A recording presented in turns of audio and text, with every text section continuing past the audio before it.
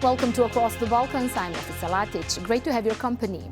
As we enter the fourth year since Russia's attack on Ukraine, US President Donald Trump, known for his business-like approach to politics, is pushing to end the war on his own terms. Well, his plan includes making Ukraine surrender valuable mineral resources to repay the billions of dollars Washington has spent since the war began. But he is sidelining the EU, which Kiev sees as its main partner. While his administration also signaled it could no longer be a guarantor of peace in Europe, urging the bloc to handle its own security challenges. What does this shift mean for one of the most volatile regions in this part of the world, the Balkans, where the EU and the US have long worked closely to maintain stability? Adam Amunu begins our coverage. On the campaign trail, Donald Trump claimed he is the only leader who can end the Russia-Ukraine war. And after meeting with Trump in Washington, French President Emmanuel Macron suggested a truce in Ukraine could be just weeks away. But with Trump, the deal comes with strings attached. The former US president has been pushing for access to Ukraine's mineral deposits in return for the military aid the US has provided. I'm trying to get the money back that, or secured, because, Europe has given $100 billion. The United States has given $350 billion because we had a stupid, incompetent president and administration. 350. But here's worse. Europe gave it in the form of a loan. They get their money back. We gave it in the form of nothing, so I want them to give us something for all of the money that we put up.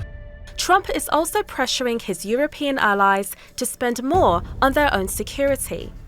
He has called for NATO members to allocate 5% of their GDP to defense, effectively doubling military spending. Et plus largement, nous sommes engagés, conscients que nous sommes, que les Européens doivent encore faire davantage pour la sécurité de l'Europe, sa défense. Germany's next potential leader argues that Trump does not care about Europe and is aligning himself with Russia. Wir werden Ende Juni einen NATO-Gipfel in Den Haag haben. Spätestens bis dahin muss klar sein, wie sich das transatlantische Verhältnis weiterentwickelt. Und spätestens bis dahin muss auch klar sein, welchen Beitrag Europa innerhalb der NATO bereit ist, für die Verteidigung zu leisten. Und ich bleibe bei meiner Hoffnung, dass die Amerikaner aus eigenem Interesse heraus es für richtig halten, auch in Europa engagiert zu sein. Since Russia's attack in Ukraine, security concerns were raised in the Balkans, a region still grappling with unresolved territorial disputes and ethnic tensions in Bosnia and Kosovo. If Russia had succeeded in subjugating our country and threatening all of Eastern Europe, there's no doubt that the next region Moscow would use to destabilize Europe would be the Baltics or Balkans. Like Ukraine, Bosnia and Kosovo seek EU and NATO membership to safeguard their borders from outside actors, including Russia, which has strengthened its political and military ties with Serbia and the Bosnian Serb entity Republika Srpska. For years, NATO has been the key security guarantor for the Balkans. But the Ukraine war has exposed cracks in the alliance's ability to deter Russia. Until now, the US and EU have largely stood united on their approach to the Balkans. But tensions over Ukraine could change that. As divisions grow, Ukraine and the Balkans have become a test for old alliances in a new era. Adam Amunu, Across the Balkans. A lot to discuss there. Let's bring in John Fenzel. He is the CEO of the World War II Foundation and is a former senior U.S. Army Special Forces officer. Mr. Fenzel, so it's a pleasure to have you on Across the Balkans. What do you make of the U.S. role under Donald Trump in ending the three-year-long war in Ukraine? Well, Nafisa, thank you so much for having me. It's a complicated situation right now. I think if Trump pursues this end to the war in Ukraine, it's going to certainly mark a shift in U.S. foreign policy. He seems to favor negotiations over military aid, and we can see a push potentially for a very quick settlement, and that could potentially force Ukraine into making some territorial concessions. But here's the problem: is that temporary deals don't prevent wars. History warns us about this. The Treaty of Versailles ended World War I, but as we all know, it left all those tensions unresolved and simmering, and that led directly to World War II, of course. And the Allies learned that lesson in 1945. A real peace requires a clear outcome, not a frozen conflict. Now, the thing to realize is that if Putin secures any victory in Ukraine, he's not going to stop there unchecked. He's going to push towards Poland. He's going to push towards the Baltics. And that puts NATO on the front lines of potentially a crisis that could have been prevented. So I think, we should be asking ourselves not whether Trump can get a deal done. It's really whether, the deal will actually last, because if it doesn't, it's likely that we're going to be dealing with an even larger problem down the road. It was extraordinary to see the U.S. avoiding condemnation of the Russian invasion of Ukraine in UN Security Council. Why is Trump's administration seems like it's getting closer to Moscow while criticizing its ally, the EU? Why this tactic? What's behind it? No, it's a good question. Trump's foreign policy approach, if you look back, has always been transactional. He sees alliances as negotiations, not commitments. And I see about probably, 3 or 4 main reasons for that shift. First, I think there's a strategic realignment. He may see Russia as a counterpoint to China. There's energy and trade. A big priority for him has always been energy independence, and he might see Russia as a potential partner in that regard. And then also, he does have a distrust of NATO and the EU. He's criticized our allies for not investing enough in defense, and he calls it their share. So there's that piece. But there's also a variety, I think, of political calculations that he sees. Engagement with Russia plays directly into some broader domestic narratives that we see. But right. I don't know. Here's the reality, Nafisa. Strong alliances prevent wars. World War II showed us that divisions and hesitation allowed Hitler to expand unchecked. And today, if NATO weakens, Putin is going to exploit that opening, just as Hitler did in the 1930s. So you see, my belief is that if a fractured NATO is exactly what Moscow wants, because it would leave Poland, it would leave the Baltics, other Eastern European countries exposed. And so if the United States backs away from Europe, Russia is certainly going to try to step in. And our own shared history tells us that never ends well. Yes, and you said, history taught us that strong alliances prevent wars, and the weak ones, God knows what could happen. So I want to bring in the Balkans, as we know as well what happened here in the 90s. And now we see global superpowers reshape geopolitical alliances, and US and the EU are one of the main peace guarantors in the Balkans.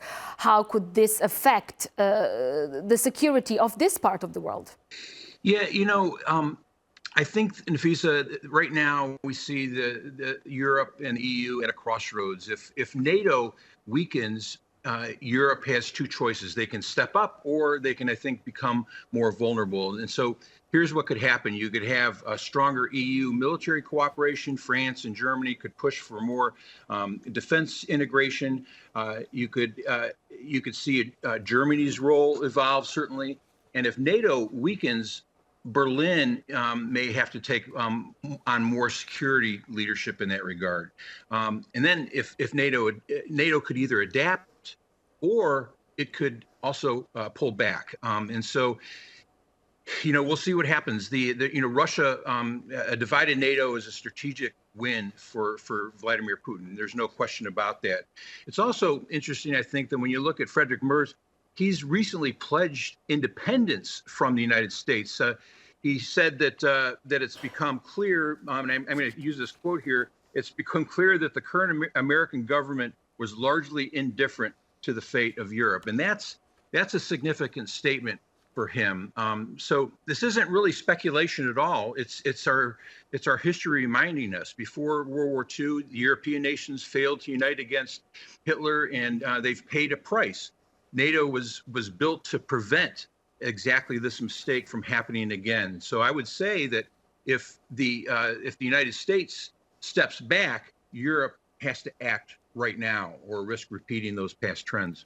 When we look what Macron said after meeting Trump, it seems like the Europe wants to step more when it comes to defense. Let's see what happens, as now we have, let's say, new sheriff in town in Germany who honestly used most of his speech to talk about the US after winning the vote there. But I do want to go back to the Balkans. We've already seen some people in the US administration endorsing far-right in Romania, AfD in Germany, in some way, let's say, through X, through their accounts, very close aides of Donald Trump.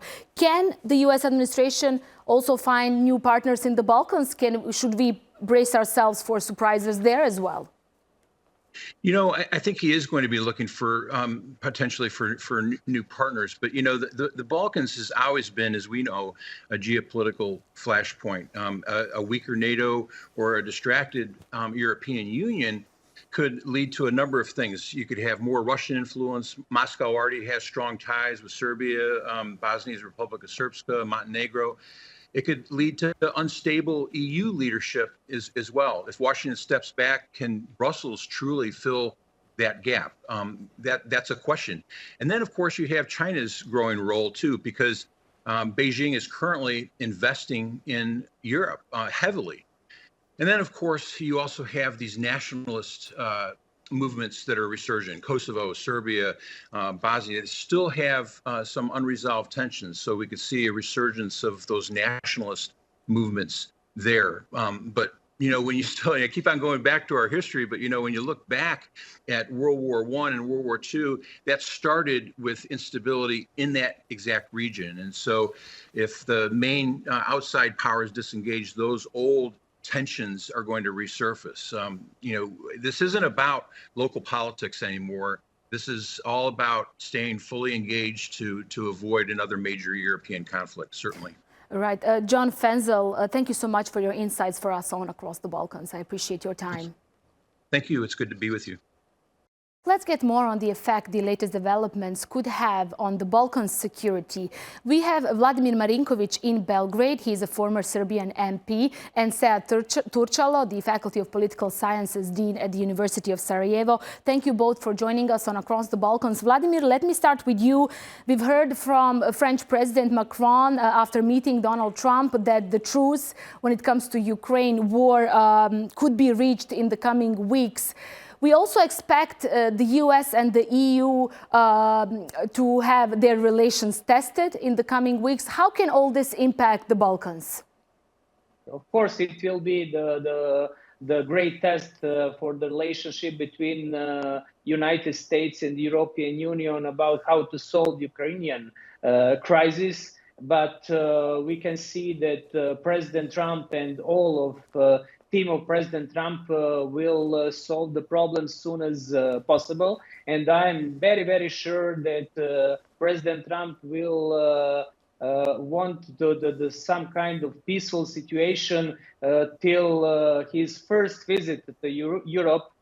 He's planning to 29 of April. He will be in Poland at that day. And of course, I think that the most important thing for all of region, but for all of world, to stop conflict in Ukraine, to stop to kill from each other. And as we know from the latest Trump statements, he's a deal maker, and he will be fulfill promises from the election campaign to immediately stop the war, and I think it will be much more easier to set the problems and issues between United States and the European Union. I think, and in the end, that big powers will make some agreements about finish all of conflicts, all of disputes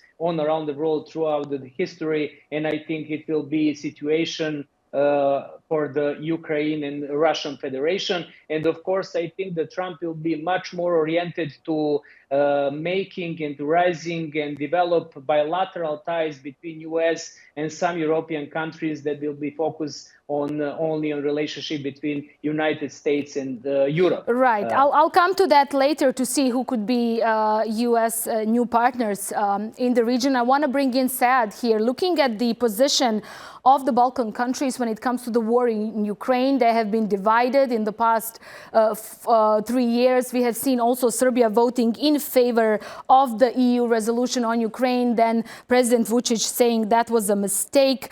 This leaves, if this rift between the EU and the US continues, it leaves the Balkan countries somewhere in the middle, as they will have to choose between the sides.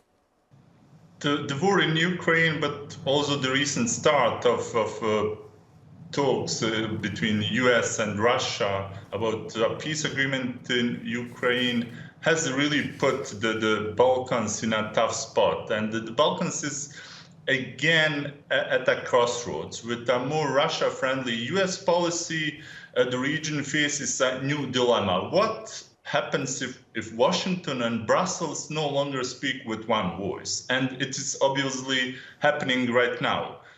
Take Serbia, for instance. Belgrade has mastered the art of strategic ambiguity, courting the EU for economic benefits while keeping Moscow close, especially on Kosovo. And the new US administration obviously dials down the pressure on Russia, which is actually sending a signal to Serbia that it could have even more room to do these political maneuvers. And there is also a catch: if Serbia leans too far toward the Moscow, it risks alienating Brussels, just as EU enlargement fatigue is growing. And the same applies to Montenegro, a NATO member where pro-Russian and pro-Serbian forces have been gaining ground. And a weaker EU presence there in the region could embolden these factions and stall Montenegro's European integration, which is very close. Sad. Let me bring in Vladimir here, as I do want to stay on the security of the Balkans particularly, and ask him, does he agree with you? Do you think, Vladimir, that these geopolitical shifts are dangerous for the security of the Balkans? No, I don't think such a simple approach will be divisive for Balkans, because we have to remember the first term of President Trump and his doctrine about how to solve situation in the Balkans and how to make stable and prosperous region. It is the economy first doctrine, and great support and from United States of America about establishing of free flow of finance, goods, services, and making common market, because the United States and the big countries on the world seeing the Balkans as one market, and we have to try to raise and to support agenda to making economy cooperation and economy ties much more better than now, because I think the economy and economic cooperation and economy integration of the region, our region, it is the only one solution to solving political and other solution. And I think that we will have a great support for the President Trump administration and new administration to put economy on the first place, and on that way making the political solutions, and to first of all establishing stability, establishing cooperation, and the preconditions for the solving of the long-term political issues and political problems here in the region. I think that it is the only one way and only one path for us. Sad, who do you think will be the main partners for the US in the region? Based on what Vladimir just said, it seems like that Serbia and the Bosnian entity Republika Srpska leadership were quite open to working to Trump administration, while some authorities, officials in Kosovo and Bosnia were in some way worried in what the future can bring if the EU and the US, as you pointed out, don't speak the same language when it comes to strategy towards the Balkans. It's really hard to determine who is going to be the main actually or strategic partner of the United States in the region.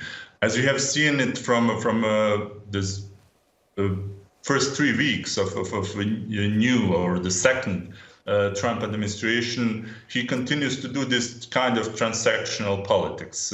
If he can actually gain any kind of benefit from a relationship with any country, is going actually to pursue that way. And I mean, I would to a certain extent agree with Vladimir, but certainly there is I would say almost complete different approach than the Trump had in his first mandate. He's actually really pursuing three totally different parts. First, he's actually decreasing in a huge actually leap his U.S. involvement in multilateral institution. He's deprioritizing any other region but China, and focusing on China as the main actually adversary.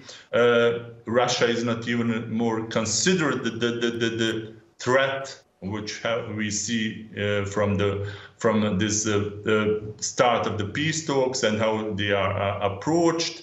And the Balkan will be on the margins, will be actually the periphery of the periphery, and probably dealt with some third rank